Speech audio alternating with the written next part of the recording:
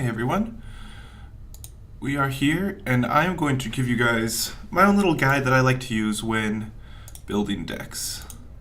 Now what does that mean? Well, when I play Hearthstone, as you can tell, I've got a decent amount of decks here. Some of them I did grab from online sources. However, others I simply went in and built myself. I don't want this dust, or I want this dust, I don't want these cards. But I want to show you guys just my process for building decks and sort of where I start and what I go through, like in my mind as I'm building a deck, and sort of what decisions I have to make, and almost like a step-by-step guide that you can follow when making a deck. So if we have time in the end, I will test the deck out, and who knows, it might be pretty good. So obviously the first step is you need to pick your hero, or more importantly the class, but hey, the hero comes with it. Warrior, Shaman, Rogue, Druid, Hunter, Paladin, Warlock, Mage, Priest. Anyone who's played Hearthstone has played against them to some extent. The one thing that you have to remember is each class has different things they excel in. So, for example, if I want to play a tempo class, if I want to play a tempo deck as well, I might be inclined to play a Rogue or a Mage or a Priest or something along those lines. Like something that you know you can play pretty well. But the big thing is there are two decisions, or one of two choices you can make here. You can either play specifically going for one type of deck, be it aggressive, mid-range, control, a counter to something that's very popular in the meta right now, anything along those lines, or you can play it to a specific card. What do I mean by a specific card? Well, say I wanted to make a card based around Priest of the Feast. I would go and make a Priest deck, and I would grab 2 Priests of the Feasts, which say whenever you cast a spell, restore 3 health to your hero. I would simply make a deck that uses that card to survive forever, or at least as close to forever as I can, and keeping the Priest of the Feast alive. The best way to do that would likely be just fill the deck with a ton of spells. This would be a control deck, at least in most mindsets, because you're trying to win the game long term. Of course, those 3 archetypes are really, really general, and you have to kind of pick and choose where you go with them, because like you could make a control deck that can win in the early game, and a mid-range deck that can win late game, and aggro decks that can win late as well. It's all up to what you end up with. My personal favorite is I have a mid-range hunter. Like, mid-range hunter is something we all know and love, or know and hate, and it can win the aggro game pretty easily, just because it's a hunter. Hunters have good early game. So those really aren't end-all be-alls in their descriptions. They're more of a description of where their biggest threats lie. Like the mid-range hunter, their biggest threats lie in the 4 to 6 mana range, which is generally considered a mid-range. Whereas a face hunter or an aggro druid, their biggest threats are in the 1 to 4 or 1 to 3 mana range. And then obviously most control decks, their 7, 8, 9, 10 mana cards are their biggest threats. Or at least they have combos that require that big of a mana cost. And of course, that's the other thing that you might end up building, a combo deck, which you might consider this deck kind of a combo deck because we're comboing a single card with a bunch of others to make it our win condition.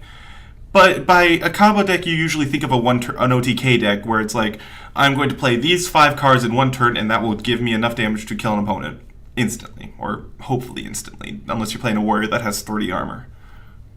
But so like for this deck, you got to think of, okay, there are 3 types of cards I need to include here. The cards that are essential, the cards that help me get there, and the cards that I want to throw in to try and combat the meta.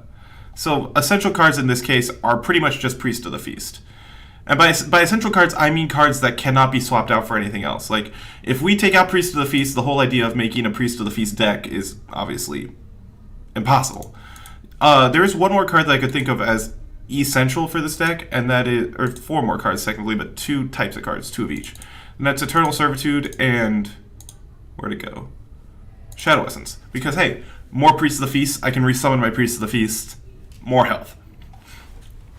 So from there you go in and just think, okay, what are some cards that can get me to this state? And what are some cards that can help me stay alive? Well, you go to the beginning, just start off from there. Circle of Healing, not as much. Silence, that's more of a tech card. By tech card, I mean a card that's like, it's not good in a lot of situations, but if there's a meta that I'm playing in which silence is very good, Like, there are a lot of buff cards, there's a lot of just minions that grow over time. I'm going to want this card. But not so much right now. And it's definitely not a card we're taking at this phase. Binding Heal could actually work pretty well. Heals my Priest of the Feast and such, as well as just gives me health as well for both the card itself and the heal. Inner Fire could work because the Priest of the Feast is normally a 3/6, can become a 6/6. Holy Smite, it's a cheap spell, it's removal, it's nice. Power Word Shield, great because I can buff it. Divine Spirit, same. And also now they combo well with Inner Fire.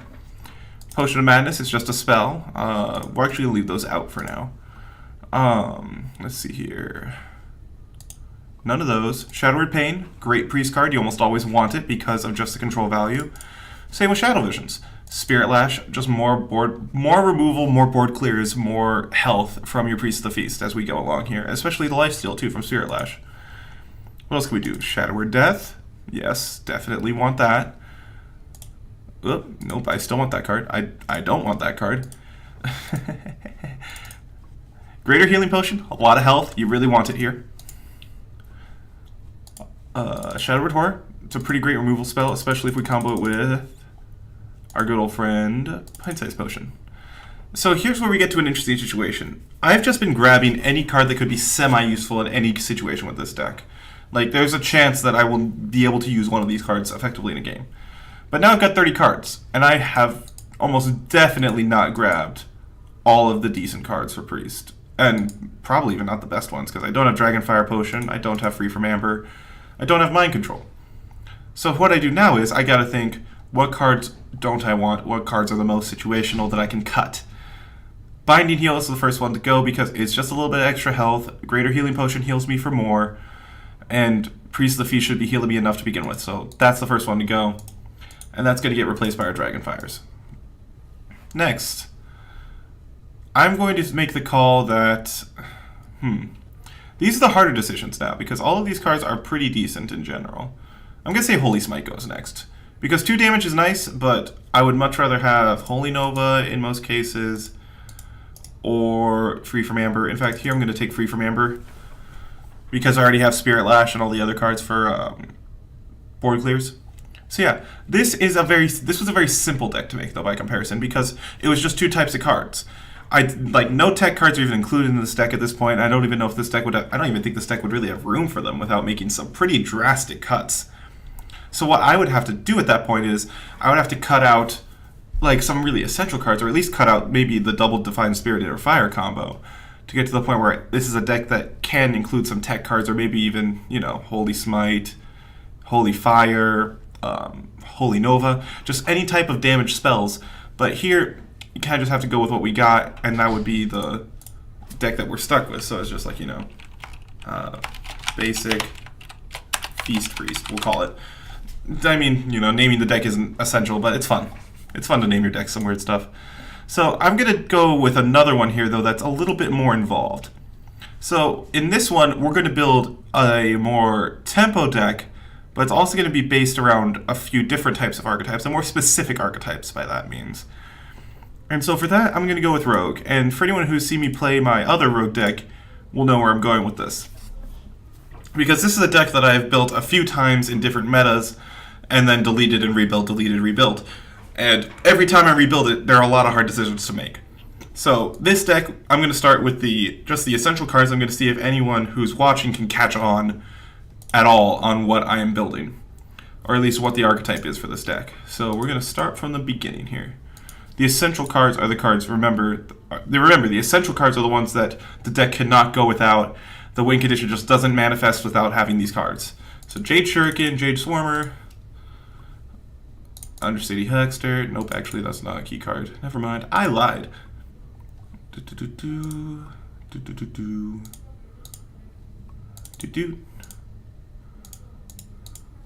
course, the hard part is here now too. When you get into including neutral cards, I don't want to type in the name because then you might start catching on a little faster. That I want.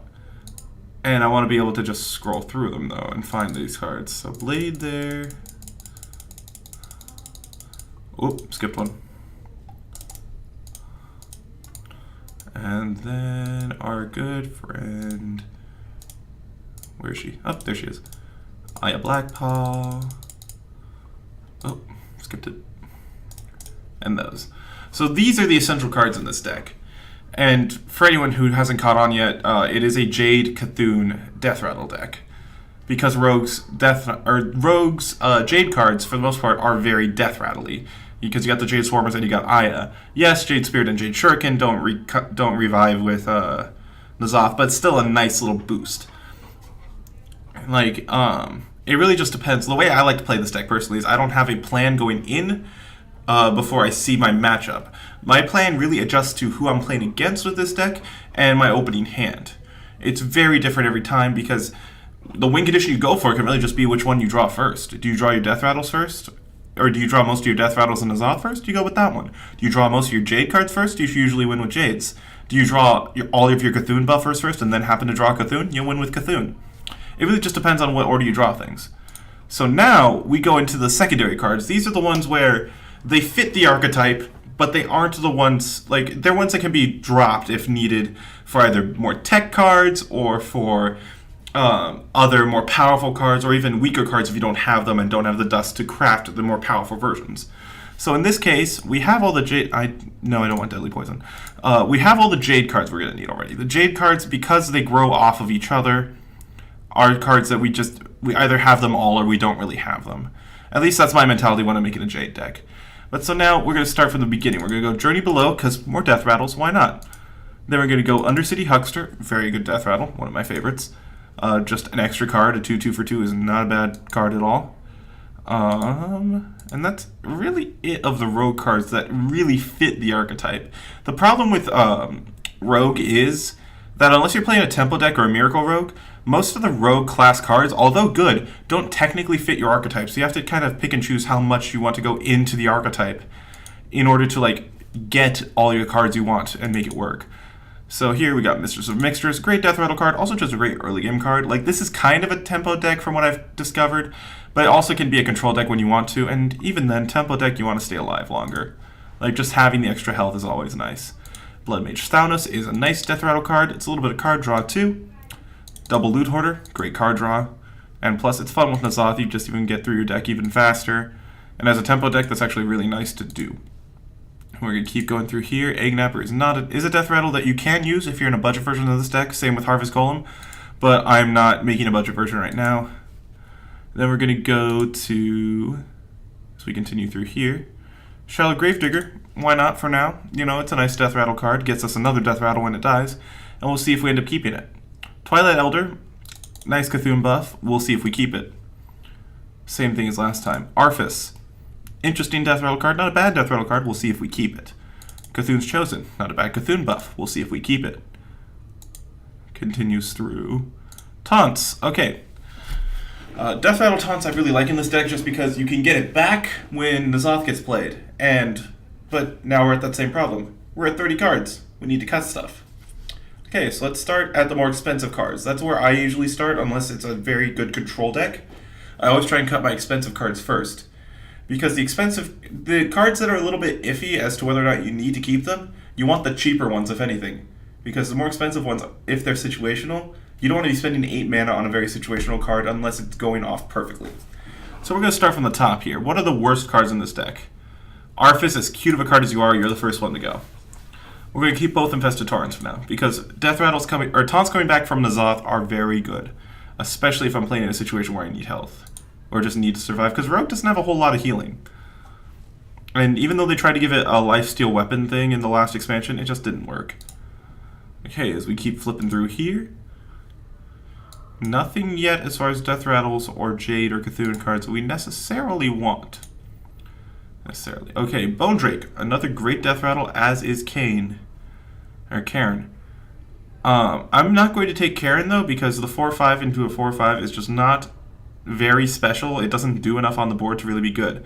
So we're going to cut the Twilight Elders because I'd rather have 2/2 right away than 2/2 over 2 turns with the Elder, or 1/1 if it just dies.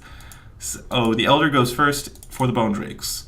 Plus the 4/2 with Divine Shield feels better as a card than the 3/4. That's more of a choice that you can make depending on how you want to play the deck. Maybe you want the 3-drop instead of the 4-drop. Maybe you want that instead of the Bone Drake. These are my decisions. Yours will obviously be a little different. These are the cards that can go or change. Like, for instance, I didn't take Karen. You could take Karen there if you wanted. Let's see here. Nothing too big. Here. Okay. So here's the one thing that really decides how this deck goes based on how you do this. Twin Emperor Veclor and Doomcaller. Now in Cthulhu decks, everyone knows the traditional Cthulhu deck. You just keep playing your buffs and building your Cthulhu until it's huge, and then you play it. If it doesn't kill them, and it dies, you play a Doomcaller, you get it back, you play it again. This deck can't really do that, and here's why. Your Cthulhu is really a lot more of a board. Your Cthulhu cards and Cthulhu itself are more of board clears than they are threats. Because Disciple of Cthulhu and Blade of Cthulhu are your essential cards in this deck as far as Cthulhu goes. Blade of Cthulhu is an assassinate that adds its stats to Cthulhu. I've killed Yoceres with this before, and it feels amazing. Disciple of Cthulhu is just a free 2 damage plus a Cthulhu buff. It's nice to have. So Cthulhu really we can't guarantee that it's going to be at a 10-10 all the time because we're going to be saving these for removal as opposed to using them to just get a free Cthulhu buff or even to just get a body on the board. Like, we're not playing a 2-1 to play a 2-1. That's just not going to happen. So because of that, I'm also going to make the decision to cut Cthulhu's Chosen because it's just a buff, it's just a threat, we don't need it. And that now gives me the option too to add more rogue cards that are good. So for now, we'll add backstabs. Oh no, we're back to 30 cards, but some of these will get cut. I'm more so showing the good cards that we might consider adding. Cold Blood's one of those. Shadow Step's actually an interesting card that I've considered using in this deck before, just because having a card like Blade of Cthulhu back in your hand is absolutely amazing, but not this time. Defiance is nice, Swashbuckler is always nice, especially if you throw in patches, but we don't have room for that. That's the hardest thing about deck building in Hearthstone has got to be just running out of card space. Like, you can only bring in 30 cards. You have to be able to get to the point where you're like, I don't want this card, or I want this card, but I don't have a card that I can drop for it, so I'm just going to keep what I have.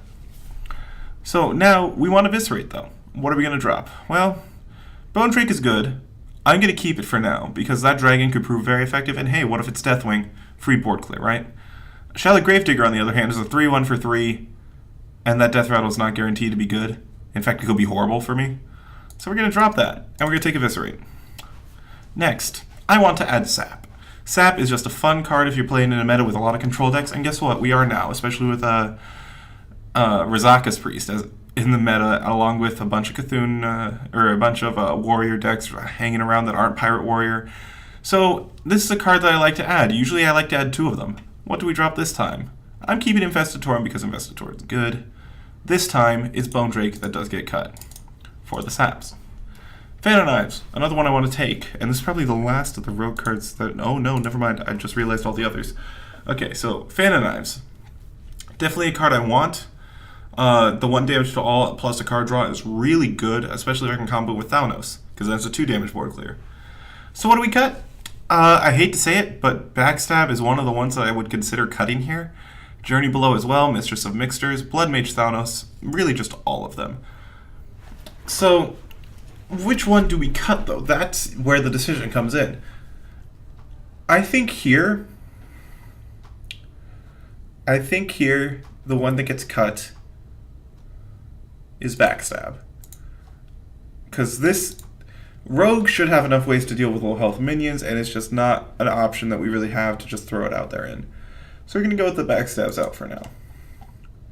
Assassinate is a good card, as is Vile Spine Slayer. I want at least 2 Vile Spine Slayers for the removal. So what I sometimes do is, I think here, even though it's part of the reason why we added Fan and Eyes, but even if 1 damage board clear is good, we're going to cut Thanos.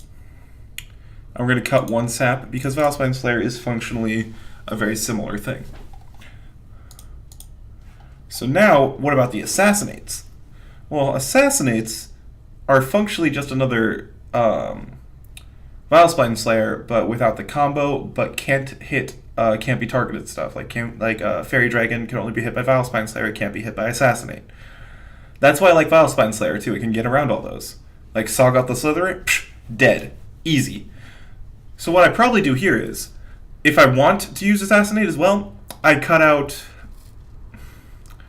maybe the Taurens Maybe the Journey is below. It's up to you. But this version is what I would use in that type of setup. Of course, I already have the other version. In fact, let's take a look at it and see which decisions I made. We had Journey Below, Mistress, Thanos was kept. Shuriken, Eviscerate, Swarmer, Loot Hoarder, 1 sap, so that happened. Undercity Huckster, Disciple of Cthulhu, Fan of Knives, Jade Spirit, 1 Assassinate, 2 Vile Spine, Aya, Blade of Cthulhu, or Disciple of Cthulhu, Cthulhu, and Azoth. I wonder what that other 10 drop was. Someone want to put those side by side so I can see the differences. Like, okay. So I didn't have either of these, and I had an Assassinate.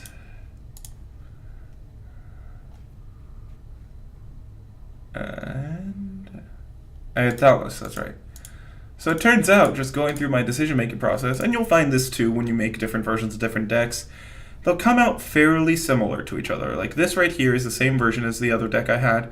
The only difference is when I made it this time, instead of Assassinate and Thanos, I had 2 Infested Taurons, so I could get some taunts. And that's really where the tech choices of your deck come in, though. You can choose to just play it aggressively and not worry about the meta as much and try to get to your win condition as fast as you can and simply either overpower your opponent or just play around anything that they play. But if you're running into something where they are just countering everything you do, or you're just running into a situation where there's something you can't beat, then you start to make decisions to counter it or to tech against it. For example, let's say this deck right here, I'm trying to think of what's a huge weakness to it. Let's say that it's losing to control decks. Control decks is something that can beat this, or something that can beat this pretty heavily. Like Taunt Warriors, or really just Taunt anything can beat this deck sometimes.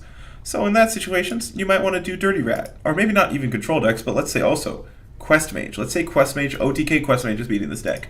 Dirty Rat is a pretty good counter to that, because if you pull their Sorceress Apprentice, or more importantly, their Archmage Antonidas from their hand, and then kill it with either Vile Spine Slayer or Assassinate or Blade of Cthulhu, you functionally win the game because that's their combo, unless they have a second combo in there with the Arcane Giants. Which is why I like to play Arcane Giants in mine, fun fact. Because not only is it then a second win condition if your Antonidas does get pulled from your deck by either a Death Grip or a Dirty Rat, if they pull a Giant from your deck, that's a huge win for you because you just get an 8/8 there that they don't gain anything necessarily from killing. So yeah, in that situation, you pick which cards you want to get rid of, though. Say here you're like, yeah, I can do without an Assassinate, and we'll get rid of a Journey Below. And we throw in 2 Dirty Rats. That's as simple as the changes can be, or they could be like, I'm going to abandon the Cthulhu line of this deck, or maybe not the Cthulhu line. I'm going to abandon the Zoth line and get rid of some of the other Death Rattles and just keep the Jade ones and go from there. You can play that deck pretty much any way you want, but this is the version I don't want because I already have another one. Part of me really wants to test the Feast Priest. I'll do that after we're done with this. So I want to do another example, though, of building around a specific card. Usually you do that, though, from the collection itself, not create a new deck. So my thing when I'm looking to build a card around one deck is I just go Legendary and see what I find. See if there's something basically that I'm like, this card has something I want to try and make it work. So I could be like, Yashiraj, N'Zoth, Cthulhu, they've been done. Ysera, Osric, Malagos, Lich King, Medivh, Illidan, Karn, Vorax. This is one I might actually try out as well. Paladin with the Vorax. Obviously, Vorax is a neutral legendary, so I could do it with other stuff. But more importantly, we're going to just do this for an experiment as well, and we're going to see if just we can get it to work, even. So the Vorax. After you cast a spell on this minion, summon a 1/1 plan to cast another copy of it. So this is basically buff Paladin. So here's one option. We could do Last Kaleidosaur and play that quest. I don't have it, obviously, and it's not necessary for this deck. Obviously, the quest is nice. Don't get me wrong. Except it's really not. Let's be real. This quest sucks. The Paladin quest is bad, and we know that. So, but if we were truly experimenting with this deck, we would put in that. So we're going straight up buff Paladin, though. In fact, buff. Notice I don't buff slash. You'll notice I don't do hand buff Paladin because that's not quite what we're doing. We're doing straight up buffs. If we're doing hand buff Paladin, we would not have buff spells and we wouldn't have Vorax because the hand buff mechanics, where for most of the ones in Paladin are throwing it to every minion in your hand, it's worse the more spells you have. So we're just not going to bother with them. So we're doing Divine Strength. We're going to, because that's a pretty decent buff. Divine Shield. Lost in the Jungle to get us some guys. Actually, no. Lost in the Jungle is more of a tech card. Save that for later. Dark Conviction's actually interesting here. It's more of a later choice, but with the Vorax, if you cast that on that, the Vorax is already a 3-3 if you haven't buffed it. Suddenly it summons a 3-3 plant instead of just a 1-1 with whatever spell. That's just something to think about, though. Desperate Stand works really well with Vorax. Same concept, you know, you just get a 3-1 back and like, ta-da! Okay. What other buffs can we do here that are good? Blessing of Kings is a pretty obvious example because it's Blessing of Kings. Blessing of Kings is great. Silver Moon Portal is one I like, where it's like, it actually casts the spell twice, technically, so you get two 2-cost minions instead of the one you would get normally. Just pray you don't get Doomsayer, basically, is the only thing that could really suck there. Spike Ridge Steed. Oh god. Spike Ridge Steed is ridiculous with this, because you just suddenly get 2 steeded guys, which is amazing. It's a 12-man, it's a free 6-mana spell, basically. And Lay on Hands, because you get 6 cards then. Obviously, wouldn't normally be so excited about drawing 6 cards. Maybe you have 5 cards in your hand after casting Lay on Hands and you mulligan and you mill 1 card, but it's more of a choice for now. It's not necessarily an essential card. So now we go into a situation where, okay, what other cards do we want? What other cards can help us get there? Lost in the Jungle will get us some early game. Righteous Protector is a good early game card, same thing. Equality is one very key Paladin card, just as board clear. Consecration, same thing. True Silver, very, very key Paladin card. I want the gold version though, because golden cards are cool. Ivory Knight for healing. Now here's a situation where we have to decide, is this a control deck? Is this a tempo deck? Or is this a aggro deck? It's obviously not an aggro deck because we just don't have the early game power. But if this is a control deck now, I would say we keep Lay on Hands, we throw in Tyrion and Uther the Ebon Blade. Maybe not a Vine Cleaver because we already have a ton of late game weapons now that are being thrown at us thanks to Tyrion and Uther. But maybe we throw it... Oh, I almost forgot the other card. That's very, very, very essential to Paladin. And that is... Where is it? Well, Pyro. So we're actually going to cut 1 Lay on Hands for that already. Because Lay on Hands, although good in a control deck, does not serve as much of a purpose now. We're going to actually cut both Hands and Protections because we're already going to fill that with other cards. So the first time you build a deck, you're probably going to go through it a little bit faster than you normally think you would. Because you, most of the time, have an idea already of what type of deck you want it to be. It's when you start going back after testing it a couple times that you have to think, okay, what cards do I want to replace? What cards do I want to put in that spot? For example, I could put Sunkeeper Tareem in. It's not a bad option. It's not a great option. It's not a great option either, by any means. Could put in Vine Cleavers. I already got a lot of late game weapons. Or what I could do, and what I'll probably end up doing here, is I could throw in some healing. Healing and or taunts. Because like there are no taunts here except for Righteous Protector and Tyrion. So I could throw in our good old friend Sunkeeper. And you know what? I'm going to craft Wigger Flame, because that's just a good Paladin card, and I really should have it. I'm surprised I haven't made it yet.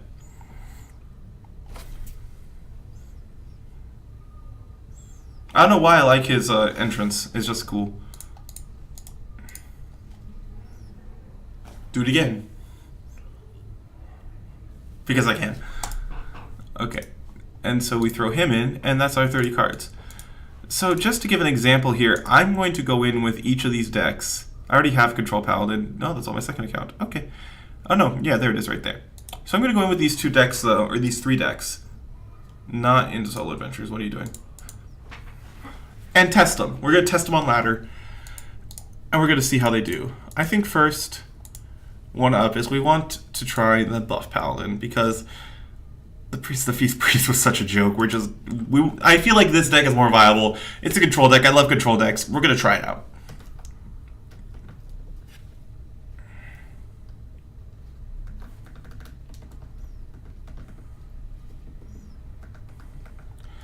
So here we're going to try and basically see, we're going to try a couple matchups, and we're going to see how the deck fares. If it struggles in certain matchups or just utterly fails, we're going to see if there's a way we can fix it. If not, of course, then you kind of have to go back to the drawing board and be like, okay, new idea. So, one drop card, great. These, not so great. Though Spike Ridge Steed is such a swing card, along with Tyrion, but not in this matchup because we don't want to buff his little guys. We're going to keep Spike Ridge, though, because of that. And hope that we draw Vorax on turn. Speak of the devil.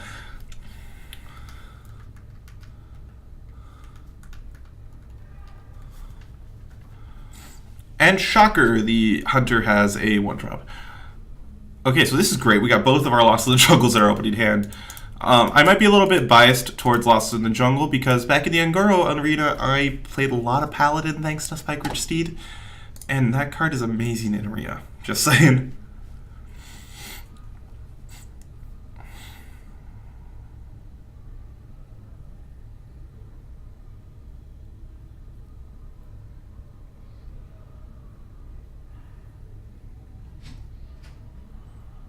Okay.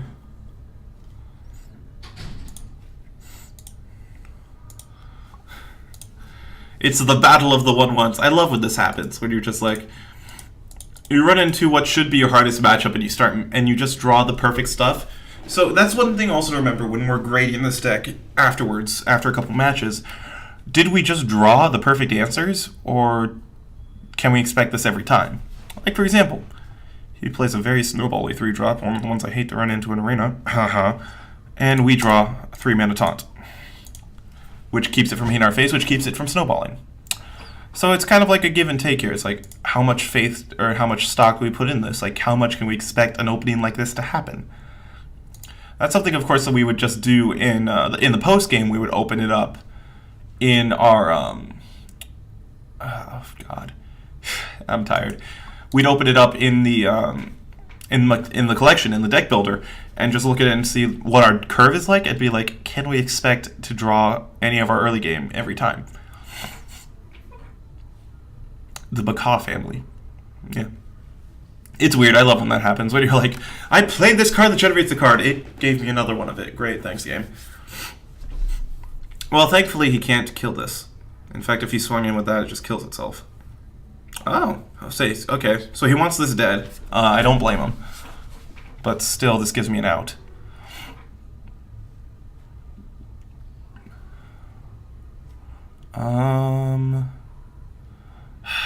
It's really not a great play here. I think we just gotta try. I want to save the Vorax for when we can combo it. I'm gonna True Silver. True Silver is just a good 4-mana card. I want to save this for at least until I draw a cheaper buff, or when I draw, or for turn 8, which is a little late for it, I know, but it's what I'm going for. Oh, hello. Huh. Well. Huh. It's unorthodox, but I want that gone that much. Get out of here. I forgot to hero power. I'm dumb. I am very dumb. Okay. So that kind of sucked. But you know what? It worked. I got rid of the big guy, and now I can play the Vorax later. So the next step now... He had one of those, really? Oh, it's from the Macaw. That makes a lot more sense. So Tarim here actually works. That's funny. It does, and you know, against a Hunter, I'd rather play it now than when he's got a board full of 1/1s and suddenly I give him a huge buff. So we're going to go with this.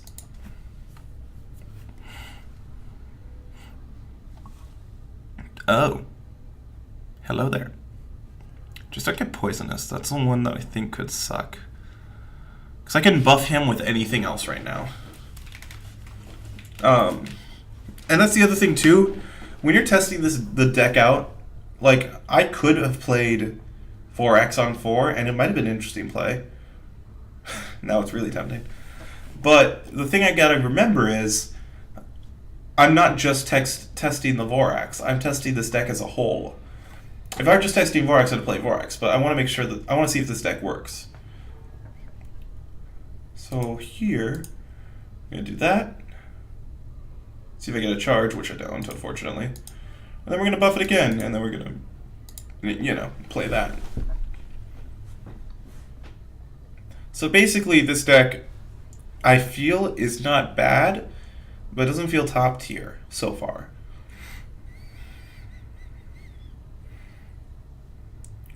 Of course, that really depends on how we fare. Like, I don't think this deck can win a control matchup if we don't draw our minions. Because we can't just keep buffing Silverhand Recruits. Although it helps. It does help that we can buff Silverhand Recruits. That's why buffs are so great in Paladin. That definitely doesn't help, of course. You know.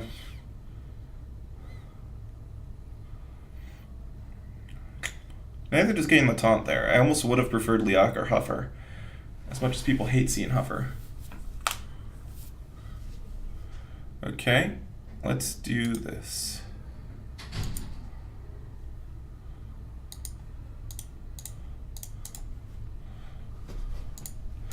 Okay, so I don't think he can kill that and the Stegodon, which means I can give it the Desperate Stand afterwards. Unfortunately, this wasn't turn 10, then I could have Vorax into that, which would have been absolutely amazing.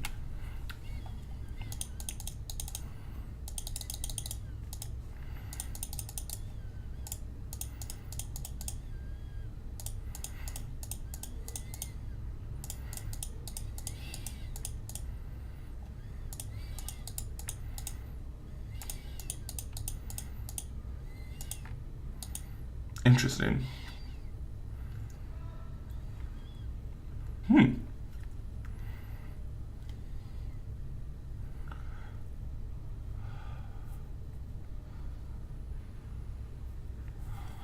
Okay. And now he can kill the Stegodon. Yeah.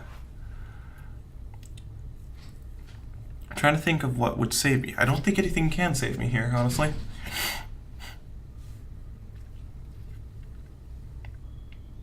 Maybe Mather Stegodon Steed? It's interesting.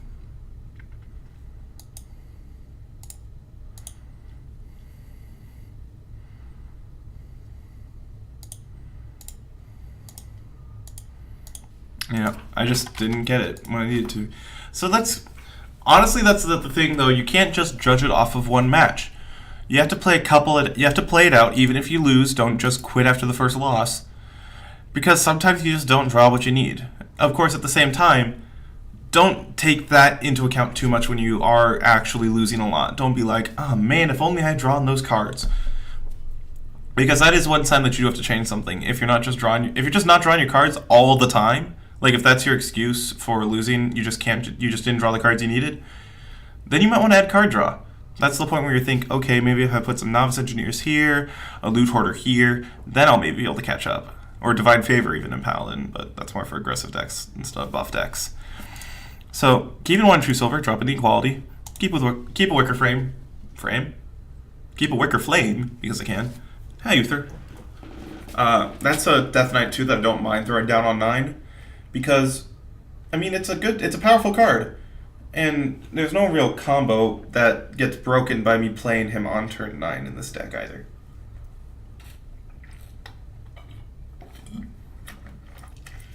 I greet you too, Garrosh.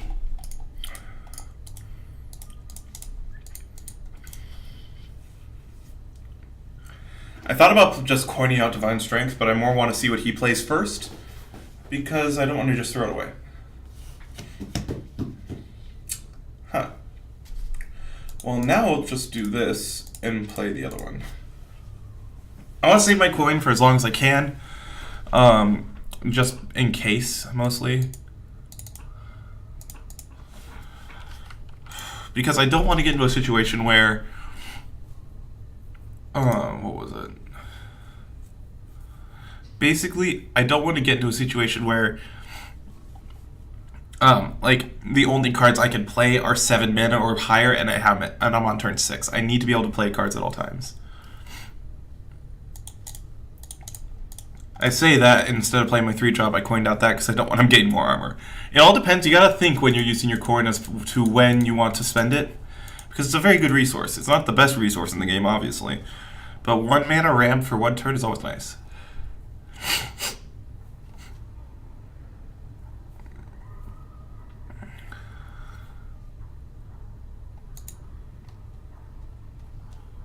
Interesting. Cthulhu Warrior has been a little popular lately. Okay. How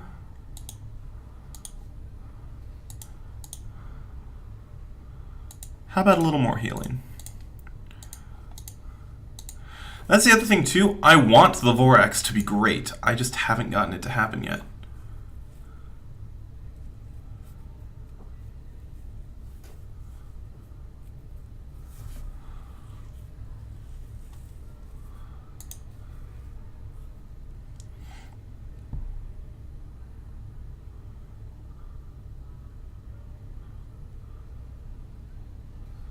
Okay.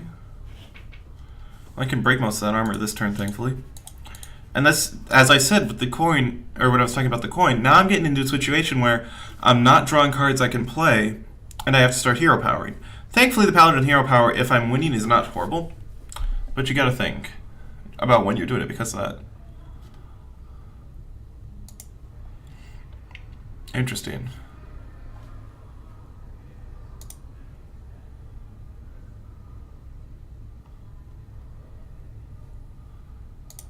Okay. So here we go with this. We're gonna give him a ton of armor here, but I'd rather get rid of that, and I don't want to play quality right now. I just don't think that ends well, you know?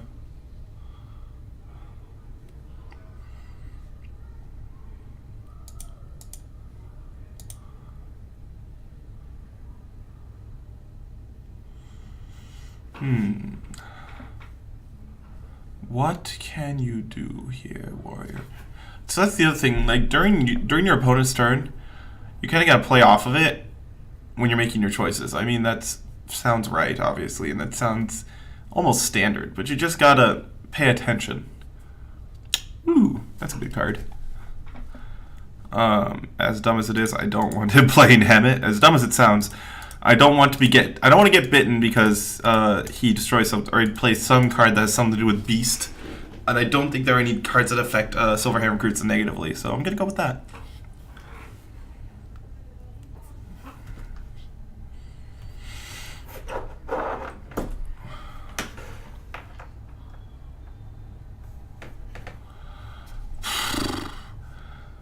These Cthulhu decks. This could troll Cthulhu Warrior.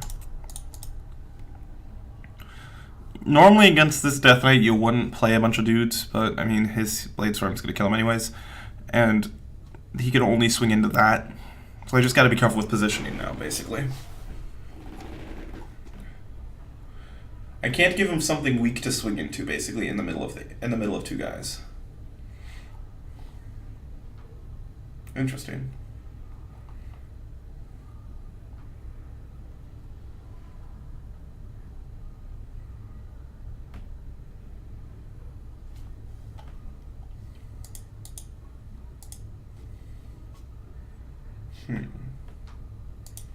Yeah. I'm not gonna swing with the 5 attack though. I'm just gonna play Uther instead.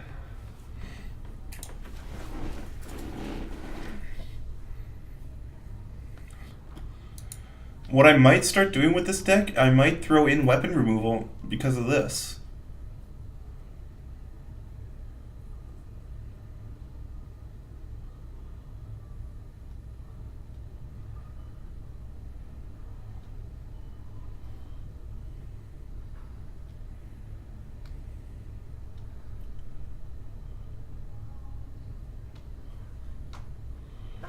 Now this is awkward here, because I've got to figure out a way to deal with that. Oh wait, I have Equality Consecrate. See, he was probably thinking, oh, he can't kill them both with his weapon. He's right, I couldn't. but I just use my spells instead. I'm also hoping that just by hero powering every turn, he does have to kill them, because if I summon all 4 horsemen, he just dies. Boy. Okay.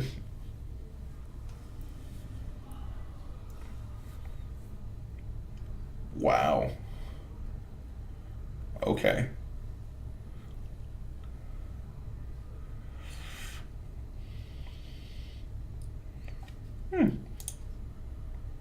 Interesting. So I'll do this.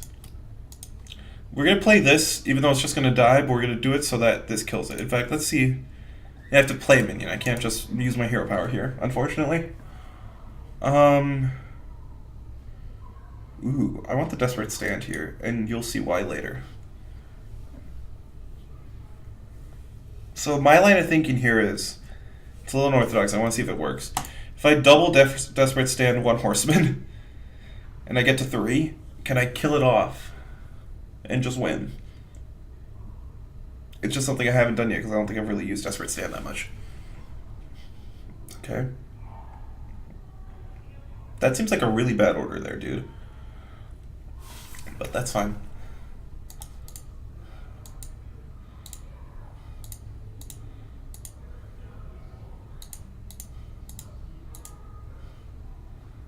Huh. So I was right. It does put me at 3. Unfortunately, he can just kill him right now, but it's interesting. It was more of a thing to test, if nothing else.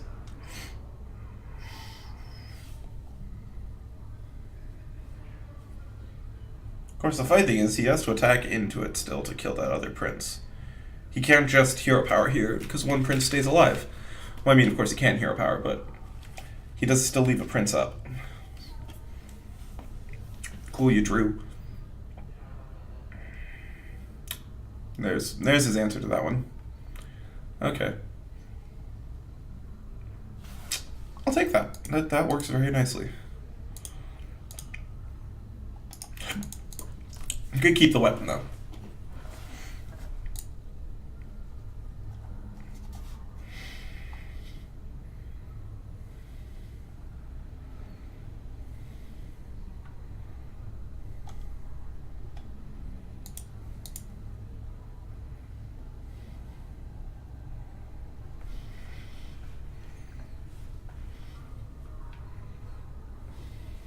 Interesting. So you just burn and execute on that, which feels like a little bit of a waste, especially when Tyrion drops later. I'm gonna do that. I'm totally gonna do that. Yeah, just to get another one. A little bit extra taunt.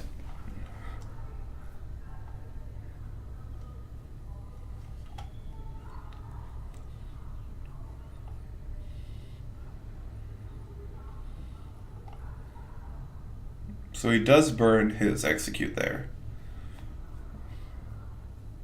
Okay.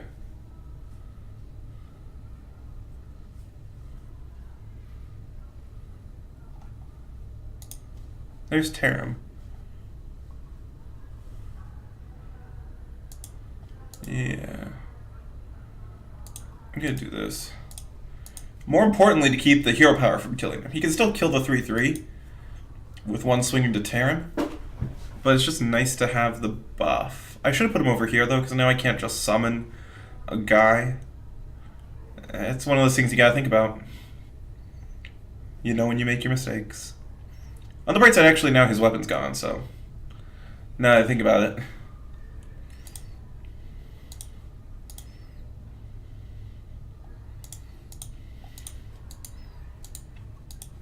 Also pretty important when you think about it, there is a lifesteal happens after you take all the damage.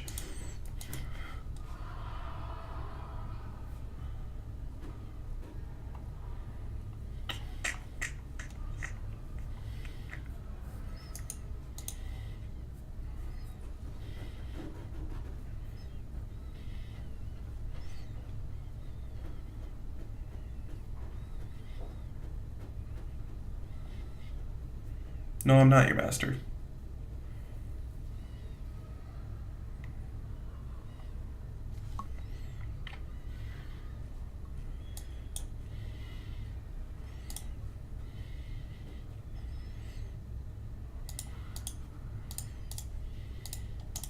use that to kill that. Unfortunately, the Warx can still... He can still kill this, unfortunately.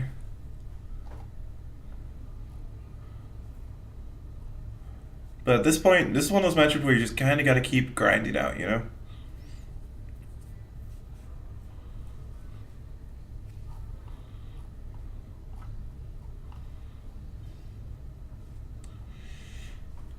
Huh. Okay, well, let's make a 6/6.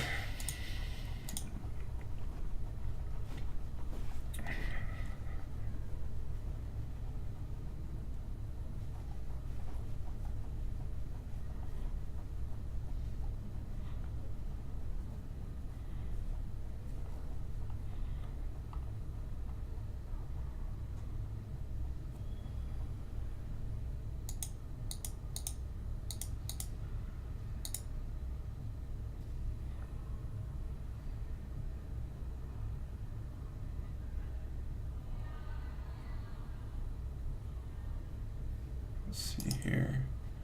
I want to save that heal.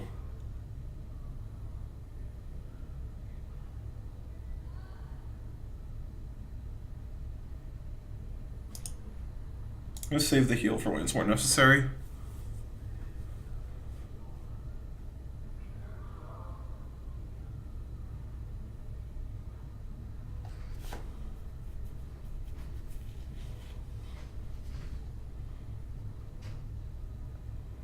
Well, I'm still alive.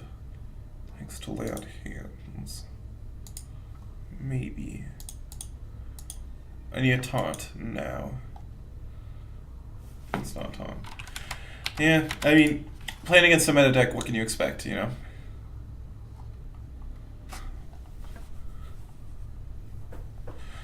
So now let's try and see what we could change with this deck.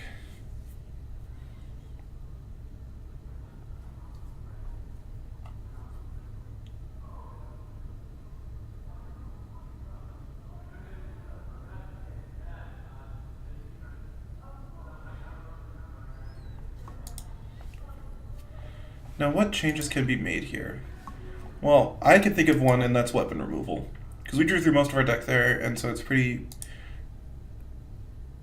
discernible that we could draw them in time.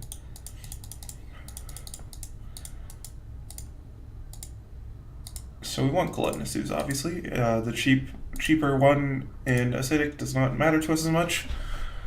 What can we drop, though? Desperate Stand, while cool in concept, I don't think really matters. But that was also a bad matchup for Desperate Stand, so I'm going to keep it for now. It's hard. You know, some of these choices are hard.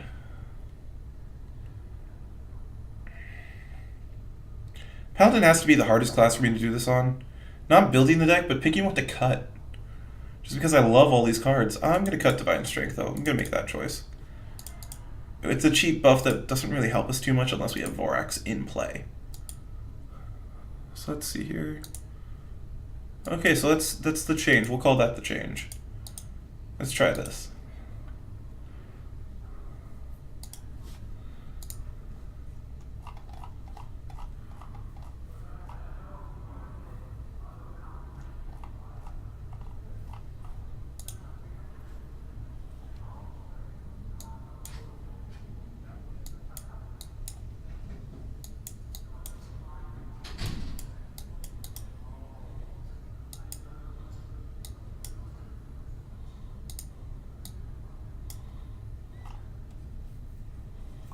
Okay, keep the 1-drop. We'll keep the Spike Bridge, drop the Pyro.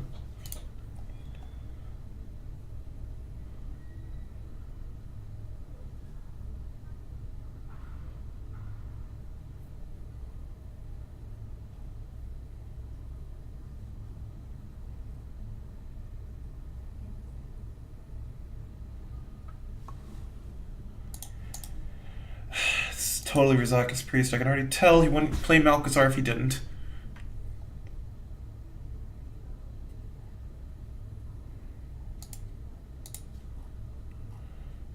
Interesting. Thankfully, when I draw a quality, that will just disappear.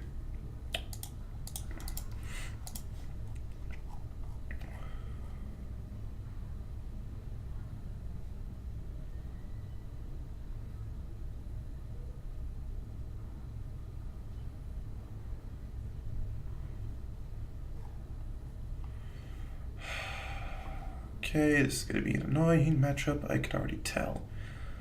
I want to kill that cleric, so we're going to do this. It's actually not a bad, that'll suck against Potion of Madness, but that's it.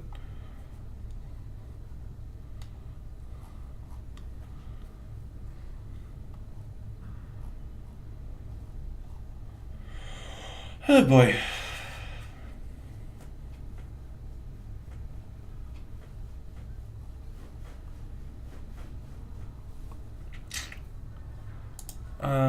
Thankfully, no, I can't kill it. Damn it.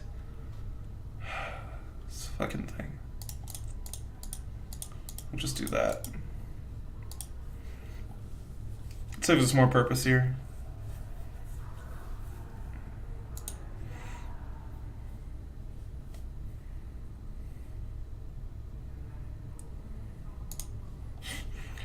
Here's my friend from my other deck, Priest of the Feast. Okay.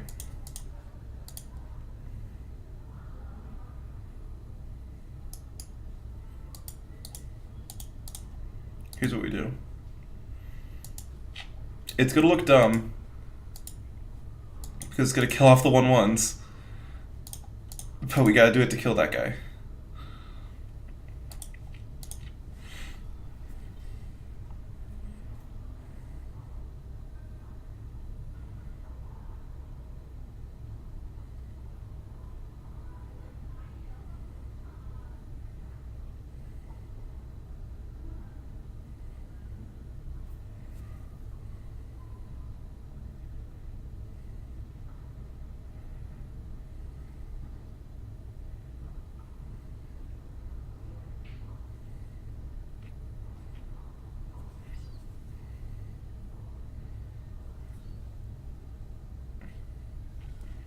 Yeah, that works.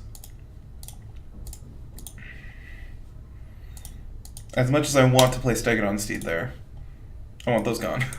No healing.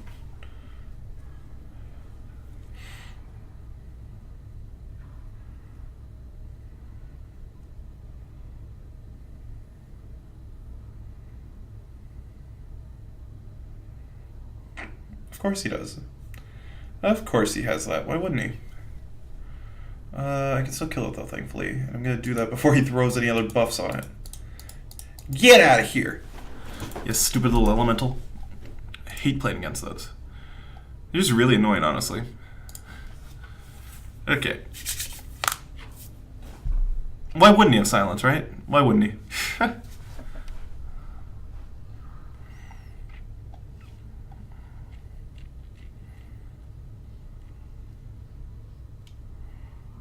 Except for this one.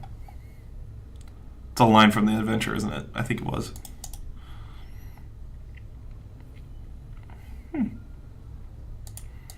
I want the equality. He's gonna get a card either way, so I might as well just play with it. Make him not heal the Balcazar. And hope I draw Consecrate.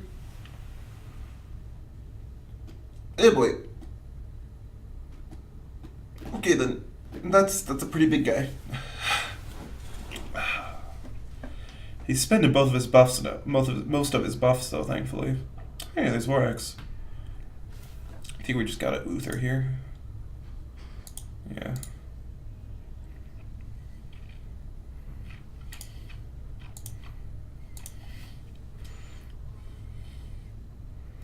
I hope I can draw the other Spike Ridge now. Because then I can play that with Vorax, and that'll be amazing.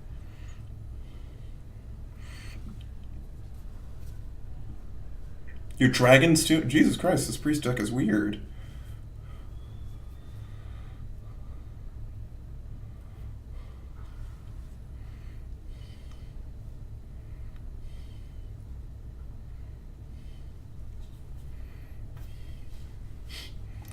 That doesn't help.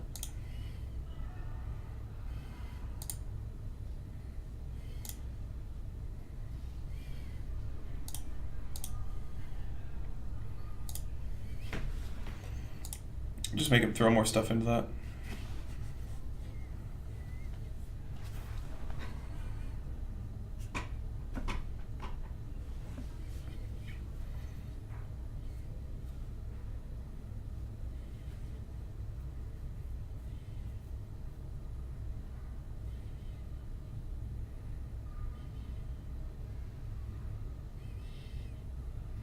Of course he has that. Well, you know, why wouldn't he at that point, you know?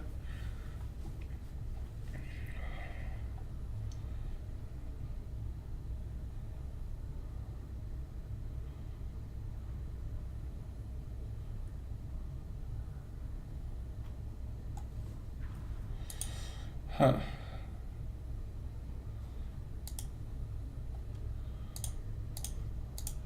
We're gonna get rid of Malcasar here, that's for sure. If I play Vorax, it'll have 5 health, so it'll actually live.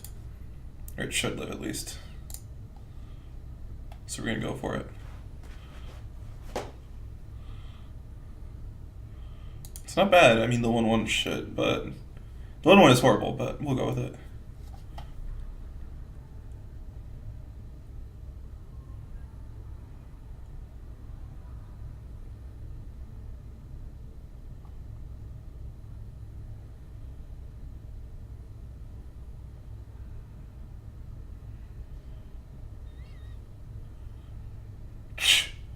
Well, so much for that living.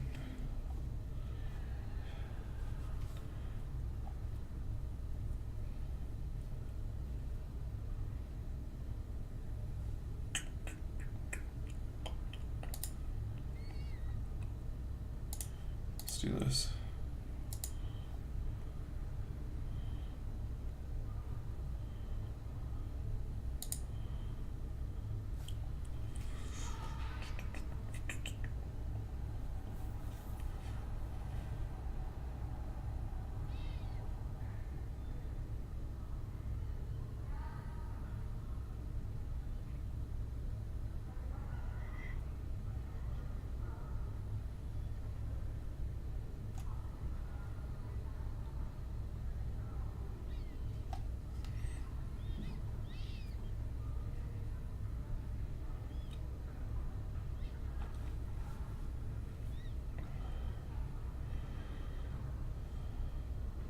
Okay then. He had other 3-drops in his deck though, unfortunately. I'd say unfortunately, I mean thankfully for me, because I don't want a 3/3 of that. Not right now, at least.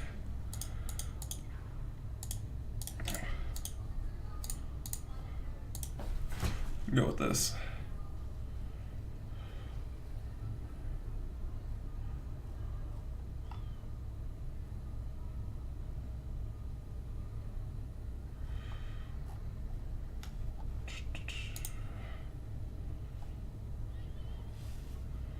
Patches? Really? Okay. Was he gonna throw the 6/3 into that? Okay. Do you have another minion to buff? Holy fuck, you have a great minion to buff. Okay. Ooh. That's good. I can deal with that.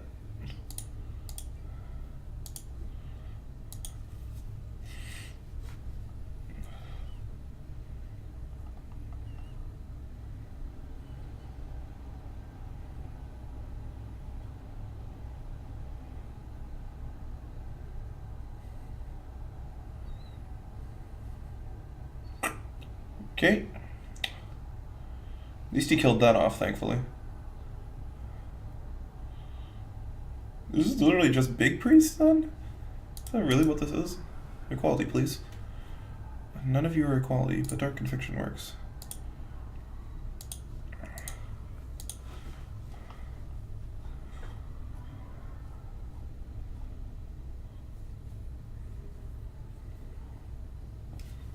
Of course.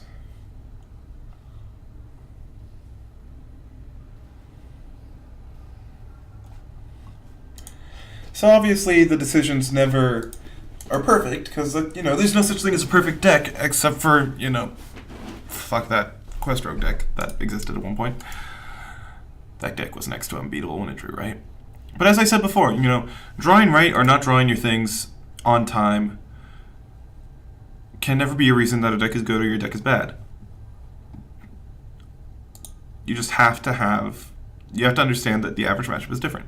Like there, I had both my Gluttonous Oozes in hand, and I think I only really need one. Like, I don't... If one weapon is really something that's giving me problems, then I can just use the one. The one should be enough, especially with the armor it gives me. And because of that... skipped it. I'm going to put in a second layout hands. And we're going to see if that could work. But anyway, that was my personal guide to deck building. Started with building a couple decks and testing out one of them, and making a couple changes along the way. I'll see you guys next time. Bye-bye.